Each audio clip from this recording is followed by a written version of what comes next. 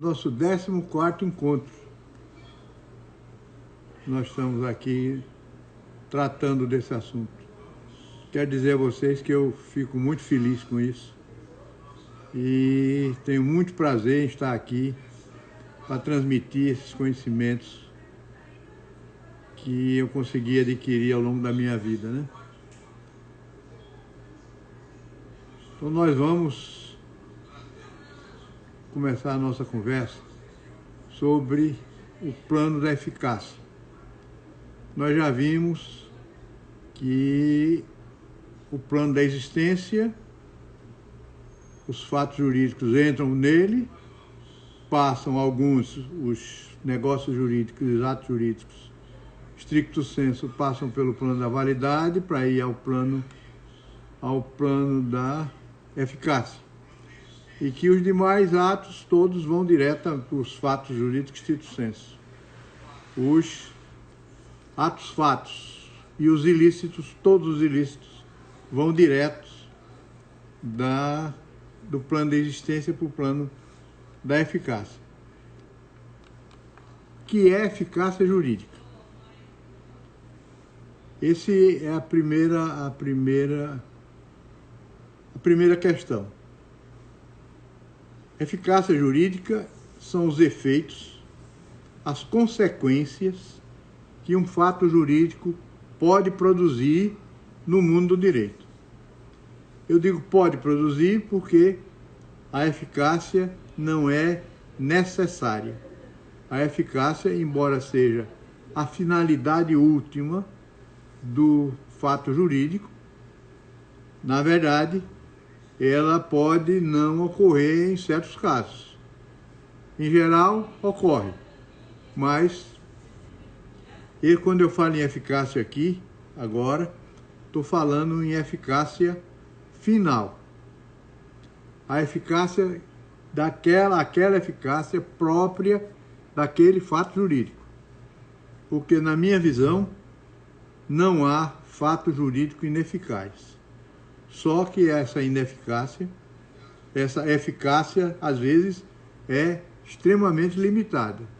Como, por exemplo, no ato nulo. O ato nulo, ele é eficaz quando ele é putativo. Aí ele produz sua eficácia final. Mas, quando, mesmo não sendo putativo, ele produz o efeito. Aquele fato jurídico produz o efeito, que é exatamente a nulidade. Aí, ser nulo já é uma qualificação jurídica. Portanto, é um efeito jurídico de um fato jurídico. Por isso é que, quando eu falo agora em eficácia, essa eficácia que nós vamos tratar é a eficácia final. A eficácia própria do fato jurídico. E não essa eficácia mínima que pode acontecer e que acontece. Veja, o termo eficácia, ele é muito mal usado, né? Não há um rigor terminológico no uso desse aí. Os doutrinadores usam à vontade. Nós precisamos lembrar o seguinte, que na área jurídica, no mundo do direito, na literatura jurídica principalmente, o que nós temos é uma certa liberdade. Uma liberdade de linguagem. Então, muitas vezes, a gente toma o mesmo fato, uma mesma instituição, e damos a ela, eu dou um nome, o outro dá outro nome, outro dá outro nome. Porque tem gente que não gosta, por exemplo, de usar o nome que outro criou. Suporte fático, por exemplo. Quanta gente só diz hipótese de incidência? É a mesma coisa, mas quando é uma terminologia diferente.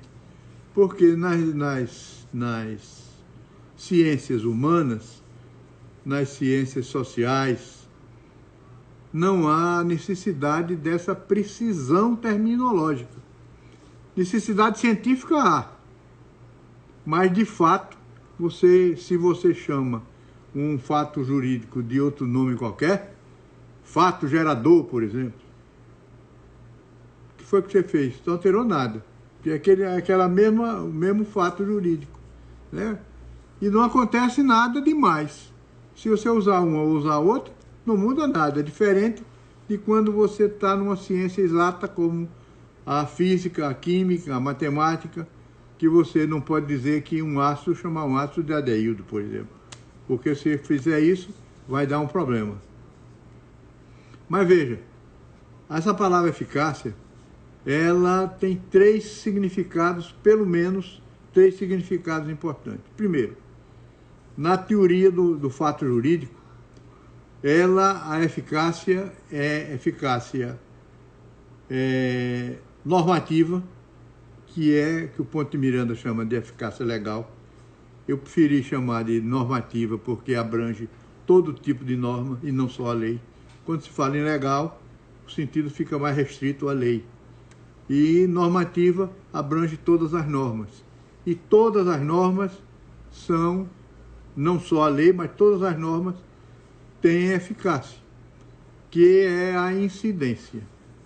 A eficácia normativa é a incidência da norma que transforma o suporte fático em fato jurídico. A segunda qualificação é essa que nós vamos começar a estudar, é a eficácia jurídica, que são os efeitos, as consequências produzidas por um fato jurídico.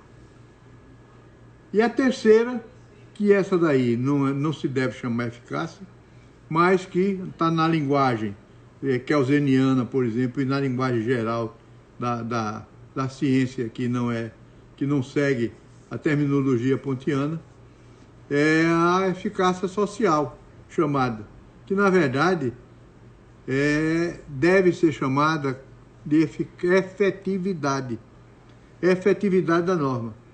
Então a norma incide, é eficácia normativa.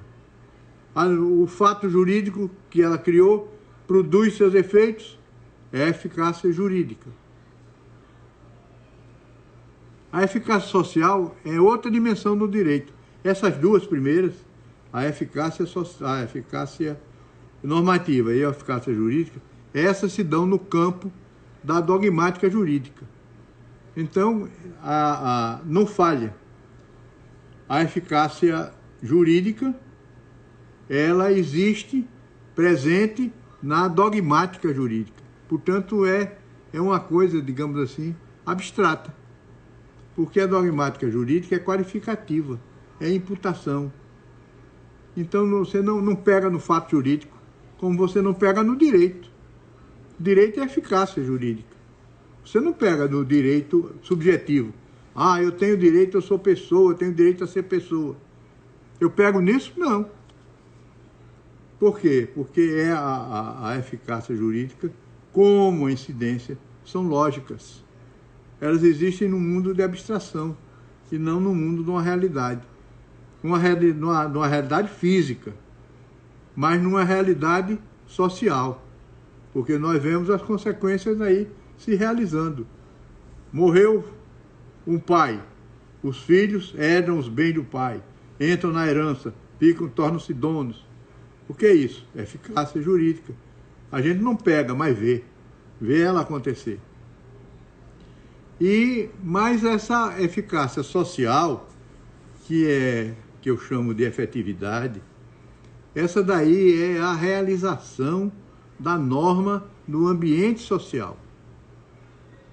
Porque a norma pode existir, incidir, haver a eficácia jurídica, mas ela não se realizar no mundo social. Por exemplo, A matou B, vai a júri e A é absolvido. A norma incidiu, os efeitos seriam aqueles, mas a eficácia social não aconteceu pela absolvição. Então, a eficácia social é na dimensão sociológica do direito, é no mundo social, é na aplicação do direito por nós e pelos juízes, pelos tribunais, pelas autoridades que têm competência de aplicar a norma. Então, mas veja bem, essa eficácia social, por exemplo, para o Hans Kelsen, essa eficácia social é a maneira de se saber se uma norma é válida. Aí ele já confundiu a validade com a norma propriamente dita, com a existência da norma. Só é norma jurídica aquela que se realiza socialmente. E essa que é eficaz socialmente. Então ela terá validade por ser eficaz na linguagem kelseniana, que para mim é uma linguagem que não é precisa e uma linguagem equivocada, portanto. Então, 3 sentidos dessa palavra eficaz. Veja, quando a gente trata da eficácia, a gente chega naquilo que se chama de causalidade jurídica. Há vários juristas que tratam dessa causalidade jurídica. Muitos, Lorival Villanova, Ponte de Miranda, muitos deles falam na causalidade jurídica, na relação de causa e efeito, entre o fato e o efeito, o fato jurídico e o efeito. Veja, a gente precisa ter muito cuidado, porque nessa questão de eficácia, usam-se muito certas expressões que não são verdadeiras, né? Por exemplo, há uma história de efeitos preliminares do suporte fático. O suporte fático não produz efeito nenhum. O que é possível é que um fato jurídico em formação produza aqui dentro desse período várias eficácias. Um exemplo disso aí é o uso capião. O uso capião, você tem o tempo em que vai decorrer a sua posse. Mas você tem a posse. E a posse é protegida juridicamente. Então, se alguém turba a sua posse, esbulha a sua posse, você tem ação para defender a sua posse. Mas isso não é efeito preliminar do uso capião, da uso capião. Me desculpe a linguagem. Da uso capião. Não é. É efeito da posse. Então não é um efeito preliminar. É um efeito próprio de um fato jurídico que está compondo um suporte fático. Então é preciso muito cuidado nessa questão da eficácia, porque, vou repetir, é muito maltratada doutrinariamente. Poucos se interessam, os doutrinadores, por esse estudo. Se você vê nos livros didáticos, por exemplo, nos manuais, você vê que ela é tratada muito rapidamente. Ninguém aprofundou essa questão, né? Então, quem fez um estudo profundo disso foi Ponte de Miranda. E eu que o sigo, né? Sou um adepto da doutrina dele. Eu desenvolvi outras ideias e outras conclusões que vou passar todas a vocês. Não vou esconder coisa nenhuma do que eu já produzi e que estou produzindo. Veja, problema da causalidade. Então se diz o seguinte, que existe uma causalidade jurídica entre o fato e o efeito. Fato jurídico e o efeito. Alguns falam nessas outras eficácias de suporte fático, disso, daquilo, mas, na verdade, é isso aí. Veja, o problema da causalidade é um problema, é um estudo, é um princípio da causalidade, que a mesma causa gera sempre o mesmo efeito. Isso aí já vem de Aristóteles, da Grécia Antiga. Os filósofos gregos, já tinham elaborado isso, e isso atravessou os séculos. Até que, no século XIX, já no final do século XIX, começo do século XX, começou a haver haver a contestação do rigor da lei da causalidade. A lei da causalidade era considerada fatal, ou seja, ela tinha que acontecer de qualquer jeito. Tudo no universo estava sujeito à causalidade. Toda causa tinha o mesmo efeito. E então o efeito só existia se aquela causa existisse. Então essa concepção o Heisenberg era um cientista alemão. Ele descobriu que no mundo subatômico, abaixo do átomo, havia a possibilidade de que a mesma causa não produzisse o mesmo efeito. Era possível que aquele fato não produzisse o mesmo efeito. Então, passaram a contestar a causalidade como sendo uma coisa fatal, uma coisa obrigatória, uma coisa que não podia ter exceções, não sofria exceções. Então,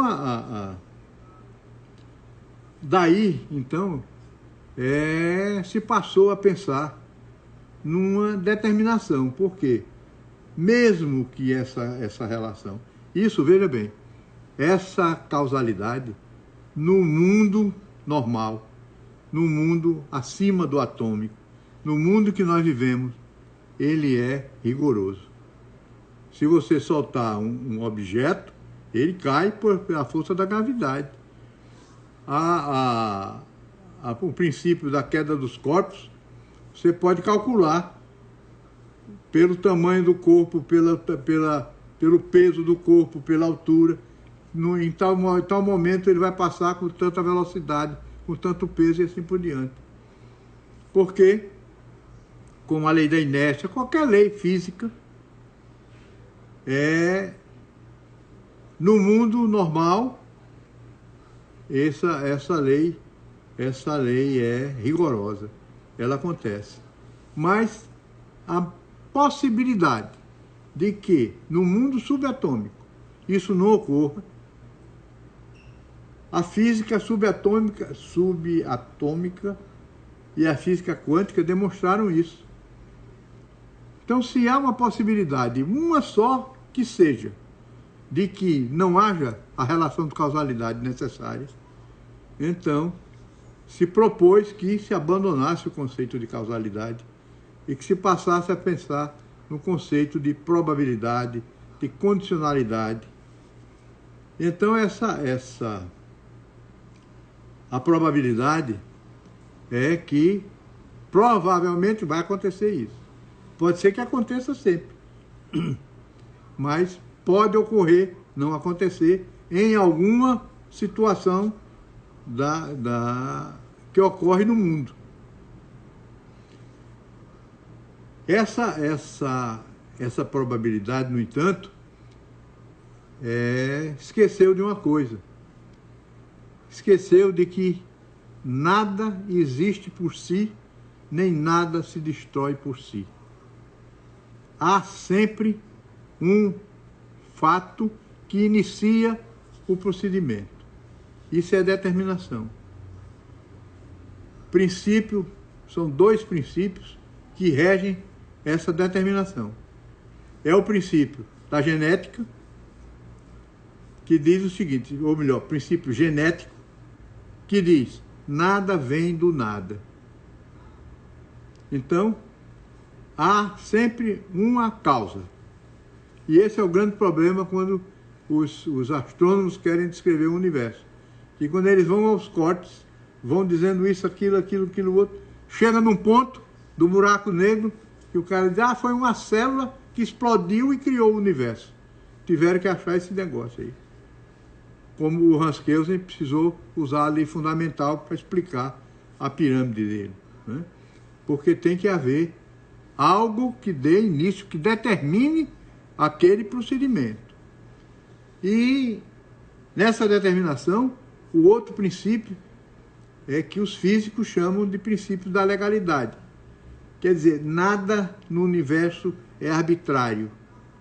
Tudo tem que seguir aquilo que foi determinado pela natureza. Então, essa legalidade aí não tem nada a ver com a legalidade jurídica. É a legalidade que é diferente do arbitrário. É aquilo que depende de alguma coisa. Nada acontece arbitrariamente. Esse é o tal princípio da legalidade. Então, quando o Heisenberg enunciou o princípio da indeterminação, porque não havia isso foi contestado em razão disso, porque nada existe do nada. Isso no mundo físico, na física. Mas no direito, existe essa causalidade? Existe essa determinação? Existe essa probabilidade?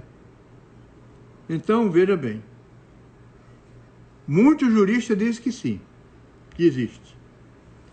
Mas, se a gente analisar direitinho o fenômeno jurídico, como ele procede, como ele se desenvolve, se a gente examiná-lo dessa maneira, nós vamos verificar, primeiro, o seguinte: existe o princípio da determinação. Isso é pacífico. Nada no direito nasce do nada.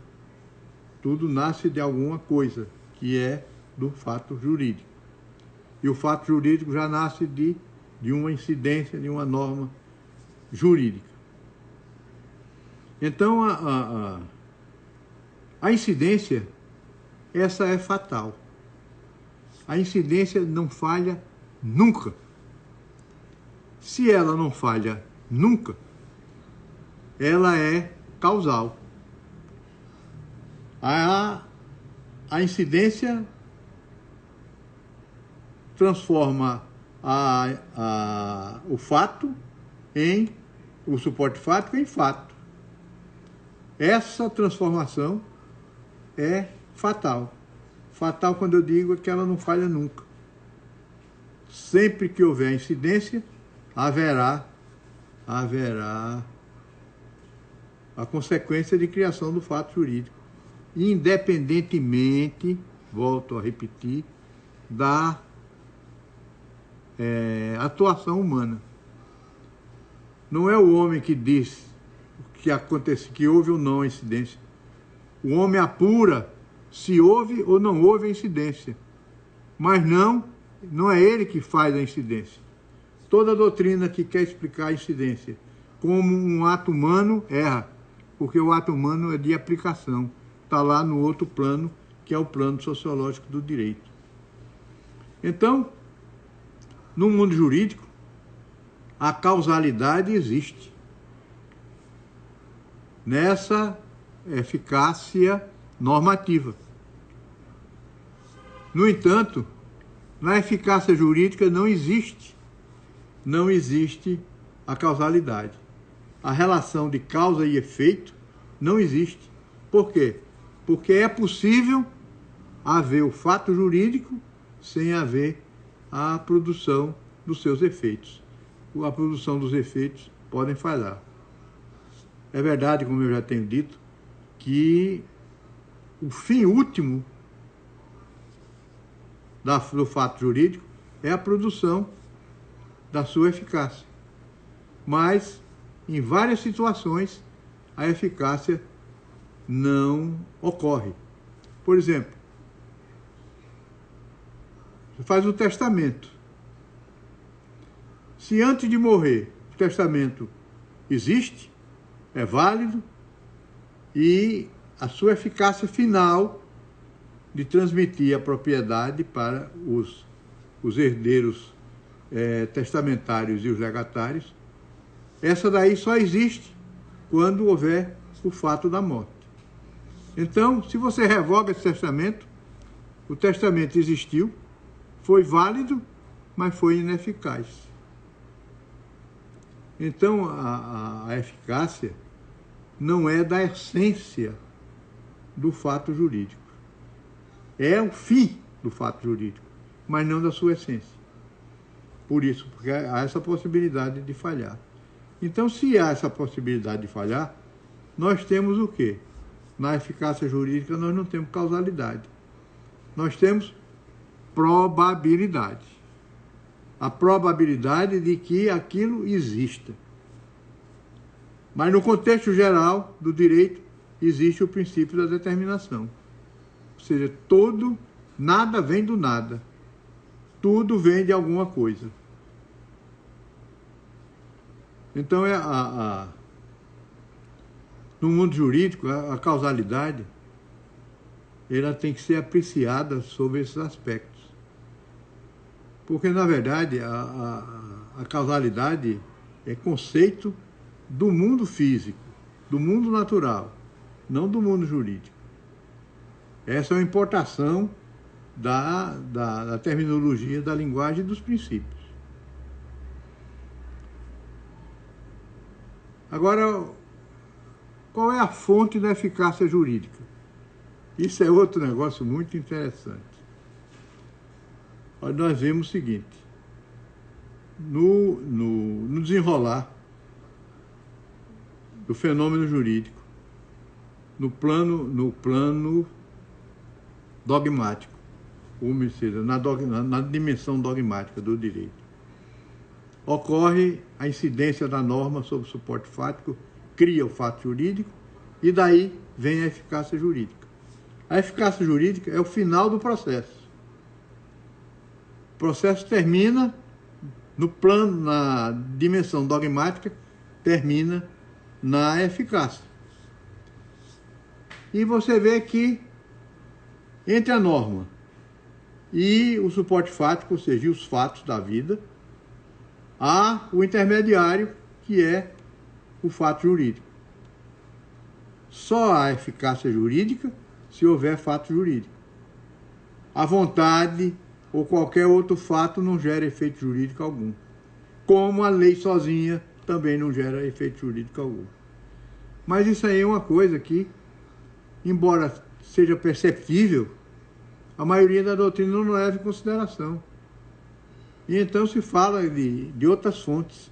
E veja, quando os romanos trataram disso, das fontes eficaciais do direito, está nas Institutas de Justiniano, no Corpus Juris Civilis, nas Institutas, ele dividiu, eram 4 as fontes do direito. Era o contrato, que eles diziam ex contractus, e o quasi contrato, que era a gestão de negócio,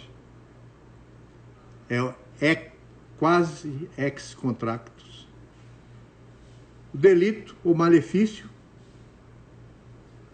que eram os crimes na área penal, e os quasi ex malefício, ou seja, os quase delitos. Eram essas 4 categorias que eram as fontes do direito. Isso aí disseram que foi Paulo,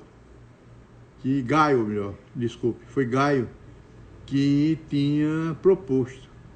Mas, na verdade,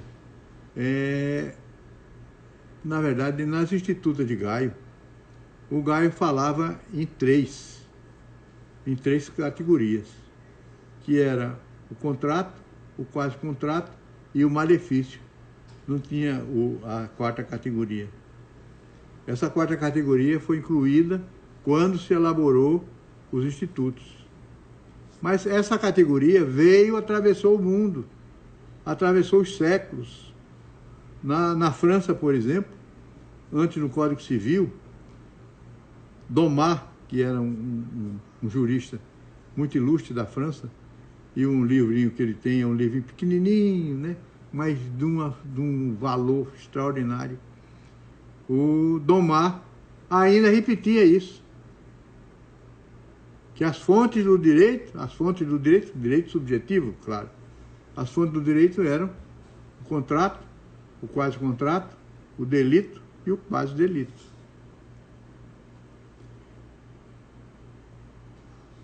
Mas posteriormente, ainda na França, isso pegou na França e a doutrina francesa ficava reproduzindo isso tranquilamente. Até que três juristas famosos, um foi o Planiol, e os outros dois eram o Colin, e o outro é o Capitão, que escreveram tratados de direito civil. Esses juristas mostraram que isso estava errado. Que, na verdade, havia duas fontes somente. Uma era o contrato, que se referia à criação do direito pela vontade das pessoas. E a outra era aquela que criava os direitos contra a vontade da pessoa, que era a lei que estabelecia as penalidades nos ilícitos. É verdade isso? Não. Primeiro, essas duas figuras não abrangem todos os fatos jurídicos. Os atos fatos, aos fatos stricto sensu, tudo isso por aí fora, né? Não só contratos e a lei. Depois, nós sabemos que a lei sozinha não produz efeito nenhum, jurídico nenhum. O fato ilícito é que produz os efeitos. A lei apenas diz, esse fato é ilícito, e a consequência é essa.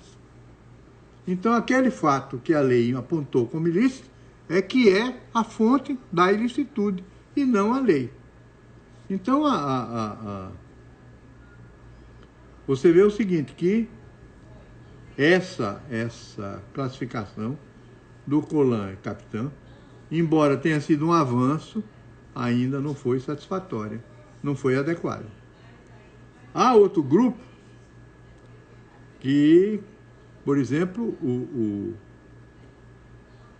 Silvio Rodrigues, o Franzen de Lima, o famoso Orlando Gomes, dizem que só há uma fonte, que é a lei.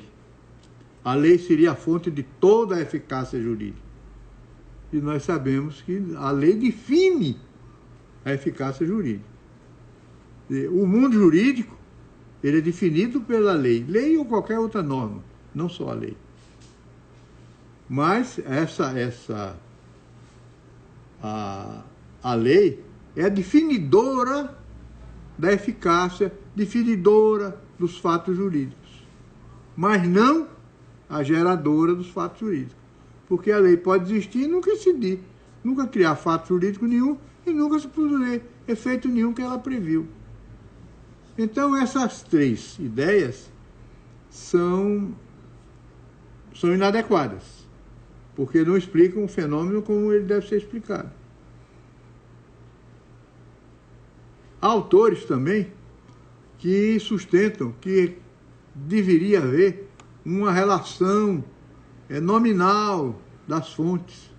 Então, você sair fonte por fonte, e contrato disso, contrato daquilo outro, esse fato, esse outro, um negócio extenso e também não é inadequado. Porque, primeiro, você vai esquecer fonte, porque todo dia aparece uma fonte diferente, que a gente nunca pensou. De vez em quando aparece um negócio diferente, né? E depois não tem razão de ser analítica essa indicação. Quando basta dizer que a fonte da eficácia jurídica é o fato jurídico. Fácil, simples isso, né? Veja como diz, Ponte Miranda é complicado. Ponte Miranda simplificou muito o direito. Apenas ele complicou ao dizer, mas as ideias dele simplificaram demais a convivência com os problemas jurídicos. Então, a fonte da eficácia jurídica é, na verdade, o fato jurídico. Quando você diz fato jurídico, você está se referindo à lei e ao suporte fático que geraram aquele fato jurídico. E só dele decorre a eficácia jurídica. Mas lembre-se, não há uma causalidade jurídica na eficácia. Quando você toma a eficácia do direito, você vê que existe causalidade na incidência, mas não na eficácia jurídica. Lembre-se também de uma coisa: não se confunda eficácia jurídica com eficácia social. A aplicação da lei é outra coisa diferente do que acontece no plano da dogmática. No plano da dogmática não há erro. Não há erro porque isso funciona automaticamente, funciona fatalmente, sem interferência do ser humano. Quando você passa para a dimensão social, aí entra o aplicador. E nessa aplicação é onde existem os erros. É onde o direito deixa de ser realizado socialmente. Então, esse é o segundo conceito que nós tínhamos que trabalhar.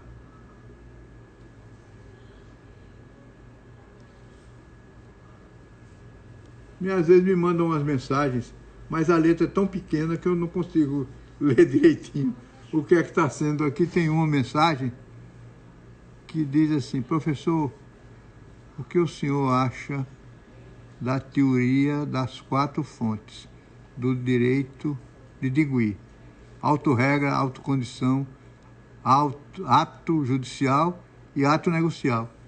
É a mesma coisa, ele apenas muda a linguagem, não é? Auto-regra é o que é? Ato-regra é o que é? É a lei. Ato-condição é o fato. Ato judicial é a decisão judicial, que é o fato judicial. E o ato negocial é o negócio jurídico, é o contrato. Essa visão do Digui é uma visão também inadequada. É igual a do Colan e do Capitão, só que mais detalhada. Mas, na verdade, não tem nenhuma cientificidade. Nenhuma mesmo. Bem, mas agora vamos continuar aqui. As categorias eficaciais. Veja, esse é um assunto que muito pouca gente trata. Em geral, se satisfazem com o direito, pretensão, ação, quando se satisfazem com isso. Quando não, ficam só no direito. As outras categorias, como as sanções, os ônus, as premiações, que, por exemplo, nega qualquer possibilidade de premiação. Se não tiver sanção, não é jurídico. Então, essa matéria da eficácia jurídica, como eu disse no começo, ela veio sendo, ao longo do tempo, muito mal cuidada. Então, tá bem. Veja, então eu consegui fazer uma não sei se está correta, totalmente correta. Se tem defeitos, deve ter, porque, infelizmente, nós somos falíveis e eu mais do que todo mundo. Então, eu tentei categorizar as possibilidades de eficácias jurídicas, de categorias eficaciais. E é isso que eu vou começar a passar para vocês agora. Veja, para mim, o conceito fundamental da eficácia jurídica é a situação jurídica. Diz o Ponte Miranda que os dois conceitos, eu já disse isso aqui a vocês, os dois conceitos mais importantes do direito são o fato jurídico e a relação jurídica. A relação jurídica, na minha visão, é uma espécie de situação jurídica. Situação jurídica é toda aquela que se dá no mundo do direito, referente ao ser humano, referente às coisas. Tudo que ocorre no mundo jurídico é uma situação jurídica. Tudo que entra no mundo jurídico cria uma situação jurídica. Aí já está a eficácia que eu me refiro, a eficácia de que todo fato jurídico é eficaz, embora não possa não produzir seus efeitos finais, mas pode produzir os seus efeitos mínimos. Então, a situação jurídica, para mim, é o conceito básico. E dele é que se desenvolvem as outras categorias. Então, a primeira categoria é uma categoria que eu chamo de situação jurídica básica. Básica por quê? Porque ela é o alicerce sobre o qual as outras categorias vão se criar. Ela é a base de tudo.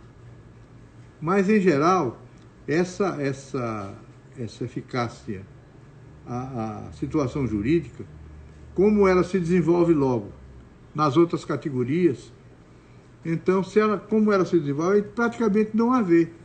A gente não identifica a existência dela. Mas ela existe. Por exemplo, o testamento. Você diz assim, o testamento não produz efeito nenhum se antes da morte do testador. Isso é verdade? Não. O testamento, da hora que você faz o testamento, você vincula a seu patrimônio àquela sua vontade, no caso da sua morte. Você pode revogar, já é outra coisa, já é outra situação jurídica. Mas essa vinculação que se cria aí já é um efeito jurídico. Efeito jurídico dessa situação jurídica básica.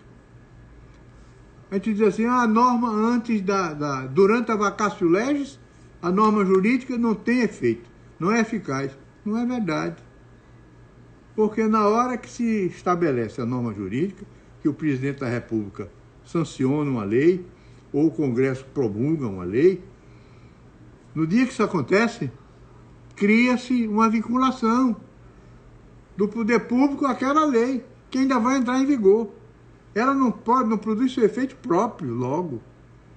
Mas se você não revogar essa lei, no dia que ela tiver que entrar em vigor, ela entra em vigor.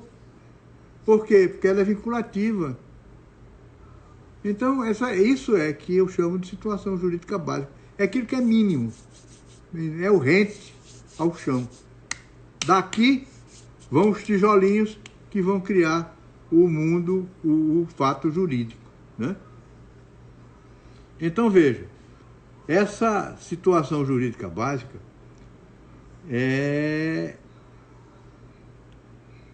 ela se desenvolve em duas espécies. Uma é a chamada situação jurídica simples ou unissubjetiva.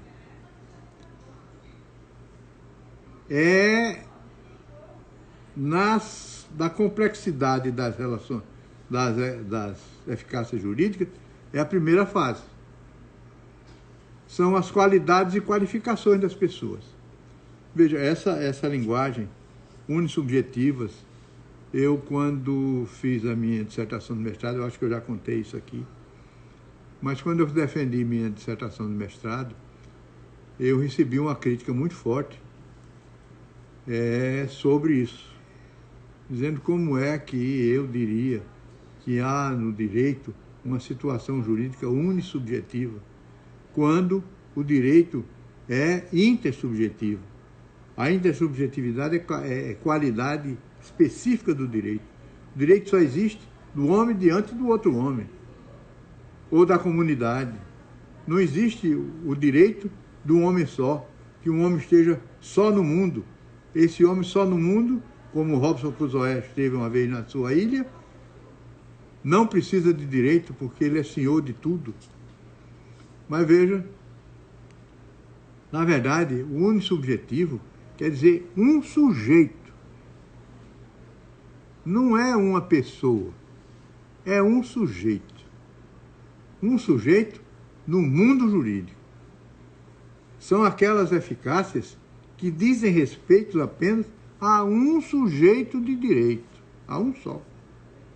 Por exemplo, ser solteiro, uma qualificação ou uma qualidade.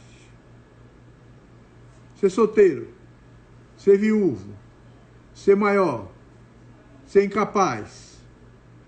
São situações que dizem respeito somente a essa pessoa. É uma qualidade ou então uma qualificação que se dá a essas pessoas. Então, a situação jurídica, ela é, na verdade, essa expressão unissubjetivo, com essa eu quero dizer, essa situação só diz respeito a um sujeito de direito, sem relação. Porque quando você relaciona com outro, você tem uma relação jurídica. Então,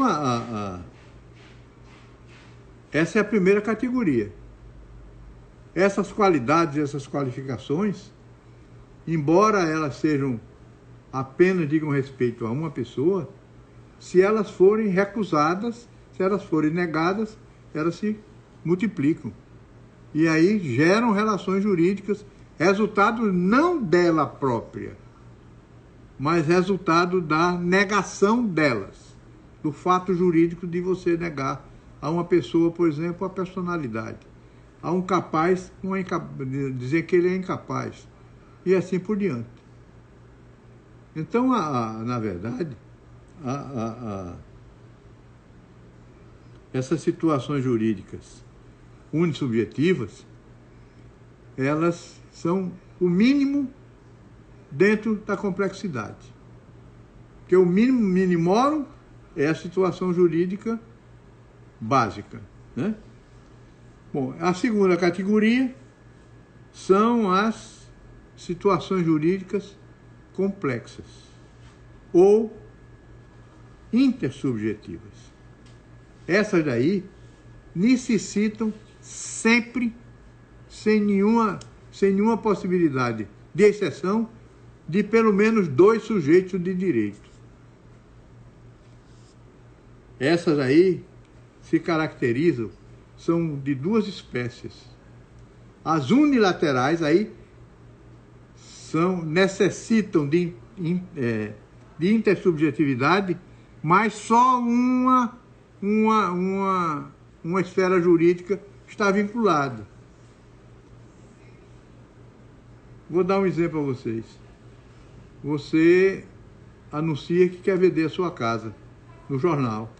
Venda minha casa por 100 mil reais. Quando você faz essa oferta ao público, você cria uma situação desse tipo. É intersubjetiva, mas unilateral. Por que intersubjetiva? Porque você está oferecendo ao público, a alguém, qualquer um. Mas você não pode chegar no deserto, subir num monte de areia e gritar: estou vendendo a minha casa, quem quer? Se não tiver ninguém, isso é doidice, né? Então, esses atos necessitam de intersubjetividade. Mas, enquanto você anuncia, só a sua esfera jurídica está vinculada. Isso é o que se chama de vinculação ou vinculabilidade. A vinculabilidade é quando você pode revogar a sua oferta ao público. Quando essa oferta ao público tem prazo certo, você não pode revogar antes daquele prazo. Nesse caso, você tem uma vinculação. Aquele que manifestou a vontade vai estar vinculado. Vinculado àquela manifestação de vontade. Então, aí você tem uma situação de intersubjetividade, mas de unilateralidade. Porque só alguém, está vinculado ou está em situação de vinculabilidade. A outra categoria são as situações jurídicas complexas, intersubjetivas, mas multilaterais. Há as unilaterais, que são essas, e as multilaterais. Veja, essas primeiras, quando você faz a oferta e aparece alguém que diz eu quero, fecha-se a relação jurídica. Então ela deixa de ser unilateral, a oferta e a aceitação. Cada uma delas é unilateral, mas quando se juntam, geram a relação jurídica multilateral, ou pelo menos bilateral. Essa já é outra categoria. São as situações jurídicas complexas, intersubjetivas, multilaterais, que são as relações jurídicas. As relações jurídicas, o recheio delas, aquilo que enche elas eficazmente, são, primeiro, os direitos, a que correspondem necessariamente deveres. Não há direito sem dever, nem dever sem direito. De vez em quando aparecem umas doutrinas dizendo há direito sem sujeito. Isso não é verdade. Você pode ter um sujeito indeterminado em certo momento. Por exemplo, quando morre alguém e ninguém sabe quem são os herdeiros. Não aparece nenhum herdeiro. Então você tem a herança jacente. A herança jacente é uma herança que aparentemente não tem herdeiros. Mas ela tem um herdeiro necessário.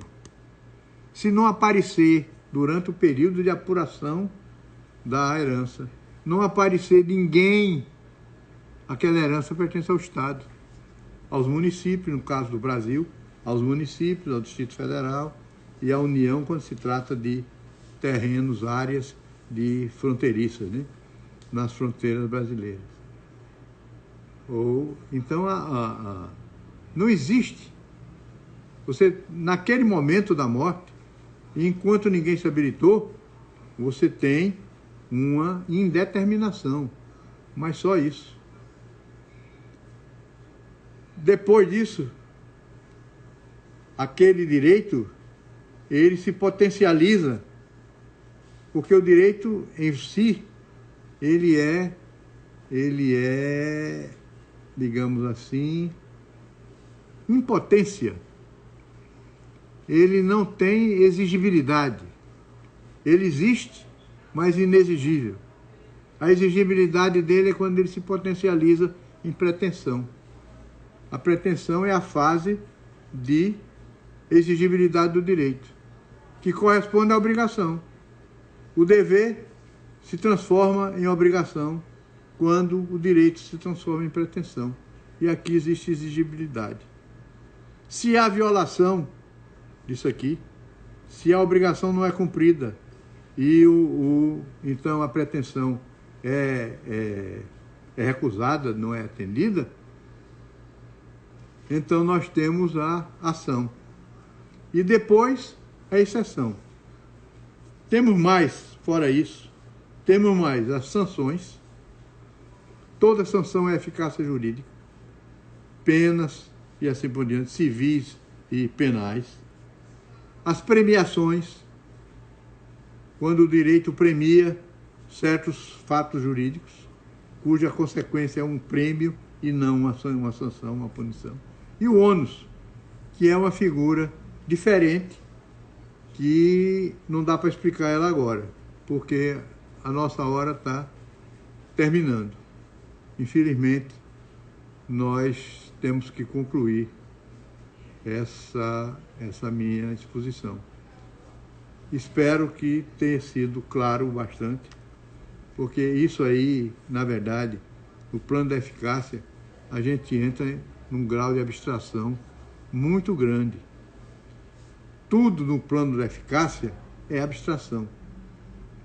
Os direitos são abstrações, as pretensões são abstrações, as ações são abstrações, que aquilo que a gente não vê e não pega, muitas vezes é difícil de entender, de saber por quê, o que é aquilo. Eu tive uma vez um aluno que largou o direito, ele era muito jovem, tinha 16 anos quando entrou na faculdade, e largou o direito e foi fazer engenharia. E lá para as tantas voltou para o direito. E quando ele voltou para o direito, ele achou e me disse assim: professor, agora eu estou entendendo aquilo tudinho que você dizia. E claro, meu filho, você ainda não tinha o nível de abstração, de abstracionismo, para entender essas abstrações todas que a gente tem que falar. É por isso que eu gosto tanto de exemplos, porque o exemplo concretiza aquilo que a gente está falando abstratamente. Então, esse ônus é uma figura que pouquíssimas pessoas falam nisso. E um deles é o ministro Eros Grau, meu querido amigo Eros Grau, que tem um parecer sobre essa questão dos ônus. O ônus é, por exemplo, aquilo que você paga na ordem dos advogados para advogar, aquela taxa. Aquilo não é imposto, aquilo não é nada disso, é um ônus. E então depois eu explico isso na próxima aula. Eu termino essas figuras que estão aqui para nós entrarmos no restante. Boa noite, muito obrigado e continuo à disposição. Qualquer dúvida que houver, podem me consultar, que eu terei muito prazer em responder. Obrigado.